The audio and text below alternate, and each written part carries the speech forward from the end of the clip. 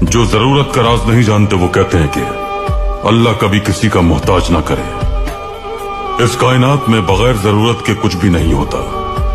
हर आका को गुलाम की जरूरत है और गुलाम को आका की, मरीज को तबीब की और तबीब को मरीज की, मुरीद मुर्शिद का और मुर्शिद मुरीद का मोहताज है। मुर्शिद भला किसको सीधे रास्ते पर ले जाए अगर उसका कोई मुरीद ही ना हो तो।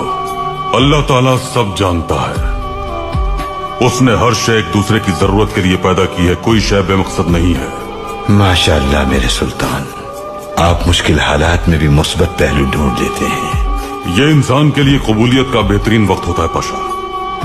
अगर आप मुश्किल में हैं तो फिर उस वक्त आपकी कोई दुआ रद्द नहीं होती।